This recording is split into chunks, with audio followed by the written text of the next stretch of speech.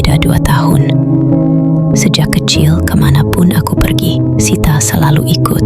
Dia suka menggenggam tanganku, diam-diam kalau takut. Suka merengek kalau aku main tanpa dia. Dan walaupun dia menyebalkan, aku tetap sangat menyayanginya. Aku ingat semua itu. Aku ingat senyumannya, cara dia melompat-lompat saat hujan turun, boneka kelincinya yang gak pernah dia lepas. Semuanya terasa nyata, begitu nyata, sampai suatu pagi aku bangun dan menyadari dia tidak ada, tidak di kamarnya, tidak di ruang tamu, tidak dimanapun. Aku panik, langsung bertanya pada Mama, "Ma, Sita kemana?" Mama menoleh sebentar, heran. "Sita siapa?" Aku tertawa kecil, mengira Mama sedang bercanda.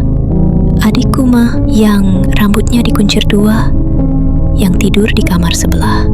Tapi Mama memandangku dengan sorot mata yang aneh, campuran khawatir dan takut. "Kamu anak tunggal, Nak. Kamu gak pernah punya adik." Aku diam. Kupikir Mama hanya lupa. Tapi ketika aku tanya Papa, jawabannya sama. Saat aku pergi ke sekolah dan tanya teman-temanku, mereka bilang, "Sita, siapa itu? Kamu kan anak tunggal." Aku mulai merasa tidak waras.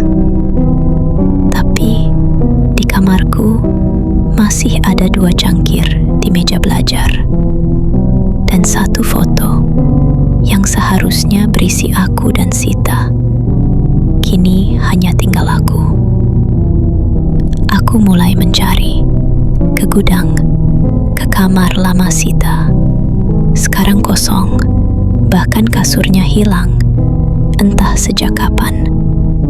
Tapi aku ingat betul laci tempat dia biasa sembunyikan buku gambar. Dan ketika aku buka, masih ada gambar 2 orang anak, aku dan Sita. Dan di balik kertas itu ada tulisan kecil seperti coretan tangan anak-anak. "Dia datang malam-malam. Aku harus sembunyi." Semakin aku mencari, semakin aneh segalanya. Tetangga yang biasanya ramah mulai menatapku dengan wajah kosong. Guru sekolah lupa namaku di absen. Teman-teman tidak menyapaku lagi. Seolah aku mulai dilupakan. Dan malam itu aku mimpi tentang kamar Sita. Dia duduk di lantai, menggambar. Tapi di belakangnya ada sesuatu. Tinggi, gelap. Bentuknya seperti bayangan manusia, tapi wajahnya kabur. Dan tangannya panjang sekali, menjulur sampai menyentuh bahu Sita. "Diam ya," bisik sosok itu. "Aku hanya ingin semua orang tenang. Aku benci anak-anak yang ribut." Aku terbangun dengan keringat dingin. Dan suara Sita berbisik di telingaku, "Dia mulai ngelihat kamu juga, Kak." Aku terus mencari tahu. Dan dari internet, dari forum-forum yang sudah lama tidak aktif, aku menemukan satu nama, Slender Man, urban legend tua. Katanya, makhluk ini muncul ketika ada ikatan terlalu kuat antara 2 anak.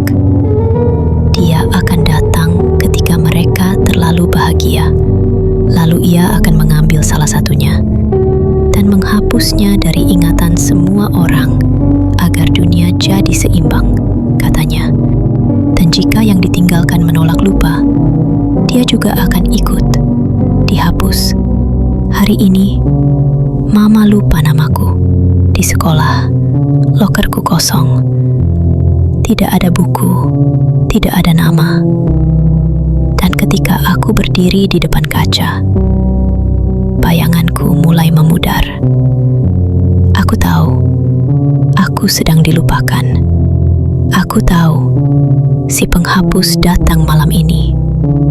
Aku bisa mendengar napasnya di lorong rumah. Tapi sebelum aku hilang, aku tulis semua ini. Kalau kau baca ini, tolong, ingatlah Sita. Ingat aku. Jangan biarkan kami hilang.